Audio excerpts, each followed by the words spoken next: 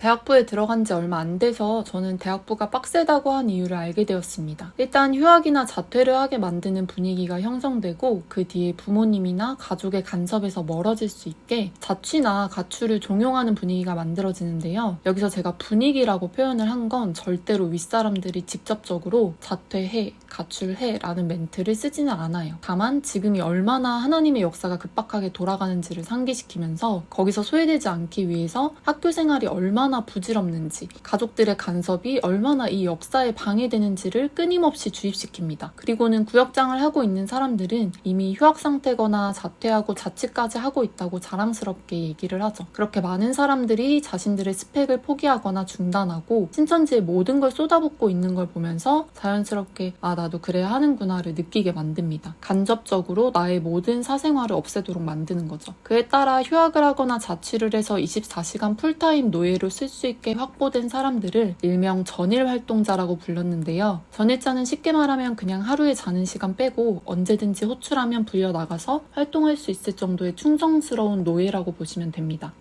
저도 그 테크트리의 첫 단계인 휴학을 입교하기 전에 했었죠. 근데 불행히도 저희 가족들은 몰랐습니다. 제가 학교에 갈 준비를 하고 있는 줄 알았어요. 처음에는 가족들한테 거짓말한 거에 죄책감을 느끼긴 했었는데요. 신천지에 맹도가 되면 자연스레 두 가지 몹쓸 능력이 생깁니다. 바로 거짓말을 하는데 아무런 양심의 가책을 느끼지 못하는 것과 연기 수업을 듣지 않아도 배우처럼 자연스러운 연기를 할 수 있게 돼요. 마치 스파이나 간첩들이 자신이 굳건하게 믿는 이념이나 나라를 지키기 위해서 그런 훈련을 받는 것처럼 저도 신천지에서 전일자 생활을 하면서 받으라는 교육은 다 받고 정신교육은 일상이고 나중에는 사명이라는 것도 맡았기 때문에 신천지를 위해서, 아니 정확히 말하면 신천지 생활을 유지하기 위해 필요한 거짓말이든 연기든 시침이 뚝 떼고 자연스럽게 할 수 있는 사이코패스처럼 됐습니다.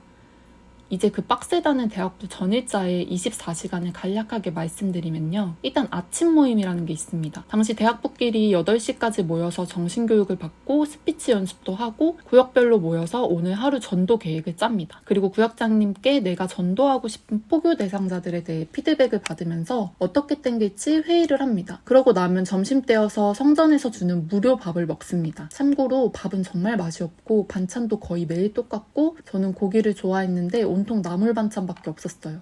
하지만 무료이기 때문에 그마저도 절대 불평하면 안 되고 오히려 감사해야 했죠. 밥은 지하에서 먹을 수 있었는데 한 번은 운이 안 좋게도 제 바로 옆에 집화장님이 앉으셨는데 제가 반찬을 남기는 걸 보고 편식하는 거냐면서 뭐라고 하셨어요. 무튼 그러고 나면 이제 노방 활동을 할 파티원들을 모으고 가까운 역 앞에서 열심히 포교 활동을 합니다. 최소 2시간 정도 하고 다시 성전에 모여서 받아온 사람들 번호를 정리하고 TM을 하는데요. TM이라는 건 그냥 받아온 전화번호에 카톡을 남기거나 전화를 걸어서 그 사람이 맞는지 후속 작업을 하는 거예요. 그리고 바로 반응이 오는 사람들은 어떻게 땡길지 상의하고 구역별로 그 번호들을 나눠 가집니다. 이 시간쯤 되면 오후 5시 정도라 이제 저는 늘 집에 가야 했는데요. 가족들은 제가 알바를 하고 저녁에 들어오는 걸로 알고 있었거든요. 저는 더 활동하지 못하고 그 시간에 집에 가는 걸 항상 아쉬워했어요. 집에 가는 1시간 반 동안 지하철에서 어떻게 하면 집에 나올까 고민했죠. 일단 아침 모임에 가려면 집에서 6시 반에는 나가야 했는데 그 시간을 단축시키고 더 자고 싶었거든요. 저는 당시 대학부에 있는 수많은 전일자들을 부러워할 정도로 매일 신천지의 교리뿐 아니라 문화들, 교육들을 흡수하면서 더욱더 충성스러운 맹도로 성장하고 있었습니다. 그리고 그런 저희들을 보면서 위에서는 은근히 경쟁의식을 불어넣었어요. 올해 14만 4천 명이 완성될 텐데 이래서야 그 안에 들 수 있겠냐며 으름장을 놓고 어쩔 땐 겁박을 했죠. 대한민국의 입시 생활을 겪으면서 경쟁의식에 익숙했던 저지만 하나님 나라라고 하는 그 안에서도 경쟁을 해야 한다는 거에 가혹함을 느꼈어요. 그치만 저는 그 안에서 꼭 성공해야 한다는 강박에 빠져 있었고 어떻게든 집에서 나올 핑계를 떠올리느라 며칠 내내 고민한 결과 이제 성인이니까 독립을 하고 싶어서 학교 기숙사 신청을 했었는데 원래는 예비번호를 받아서 포기하고 엄마한테 말을 안 했는데 방금 빈자리가 났다고 연락이 와서 허락해달라고 엄마한테 말했어요. 당신은 개강한 지 얼마 안 된 3월 초였는데 그런 씨알도 안 먹히는 거짓말이 다른 집 부모님이었으면 절대 안 통했겠지만 저희 집은 좀 상황이 달랐어요. 부모님은 이혼하신 지 오래였고 엄마는 혼자서 저희 셋을 먹여 살리느라 항상 바쁘셨어요. 저는 그런 엄마를 위해 늘 알아서 공부도 열심히 하고 신앙생활도 열심히 해서 엄마는 오랫동안 저를 신뢰했습니다. 동생들은 가끔 엇나간 적이 있어서 마음 아파했는데 저는 항상 성실하게 학교 생활을 해서 상도 많이 타오고 담임선생들이 이뻐하는 모범생 그 자체였거든요. 그래서 엄마는 늘 저한테 고맙다고 말했고 제가 사이비에 빠졌다는 의심은 절대 하지도 않았어요. 그저 그 말을 듣고는 기숙사 생활하려면 비용을 내야 되지 않냐 물었는데 저는 이미 그동안 알바비 모은 걸로 냈다고 했죠. 엄마는 그래도 학교랑 집이 그렇게 멀지도 않은데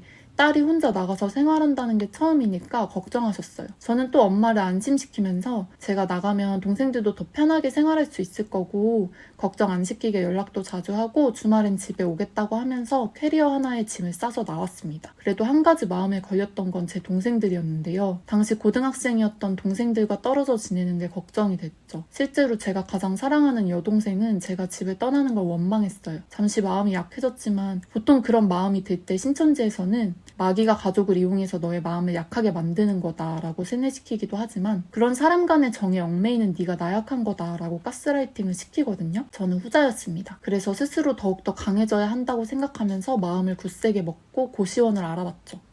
당시 제 수중에는 100만 원 정도의 돈이 있었는데 중계역 근처에 한 달에 28만 원인 고시원을 구했어요. 그마저도 사장님한테 불쌍한 학생인 척 비싸다는 식으로 난감해하면서 제 주변에 고시원 알아보는 사람들이 많은데 조금만 깎아주시면 제가 여기로 다 소개시켜주겠다고 말해서 25만 원에 들어갈 수 있었어요. 그래서 거주지는 확보가 되었고 제 계획으로는 생활비를 최소로 아끼면 알바를 안 하고 3개월은 버틸 수 있을 것 같았어요. 그 후에는 최소한의 알바를 병행할 계획이었죠. 일단 3개월이라도 전일 생활을 하고 싶었거든요. 그렇게 뭔가에 홀린 듯 열심히 맹도 생활을 하는 제 모습이 눈에 띄었는지 한 달 후 저는 부구역장이 되었습니다. 그치만 제가 열심히 해서라기보다 나중에 좀 시간이 지나면 자연스럽게 알게 된 건 사실 신천지 내에서 제일 열심히 하는 건 들어온 지 얼마 안 된 새신자들에서 2년차 정도까지더라고요. 그 후엔 다들 매너리즘에 빠져서 열심히 안 하게 되고 사명을 맡은 사람은 오히려 신천지에서 멀어지고 사명을 내려놓으면 그 자리를 열심히 하는 몇 년 안 된 사람들이 꽤 차게 되는 거였습니다. 그럼 또 뭔가 맡았다는 책임감과 자부심으로 더 열심히 하게 됩니다. 하지만 대학부가 아무리 열심히 한다고 해도 갑부인 총회장님은 열정페이조차 주지 않았는데요. 그래서 저도 결국에는 그렇게 아껴 썼지만 모아뒀던 돈이 점점 떨어져서 알바할 시기가 왔는데 정말 죽어도 알바가 하기 싫었습니다. 왜냐하면 부구역장을 맡은 저는 그게 뭐라고 탄력을 받아서 더 열심히 해서 구역장을 하고 싶었거든요. 그래서 결국 저는 넘어서는 안 될 강을 건너는데요. 바로 난생 처음 가출한 것만으로도 모자라 신용대출을 받게 됩니다. 그 노답 스토리는 다음 에피소드에서 자세히 말씀드리겠습니다. 시청해주셔서 감사합니다.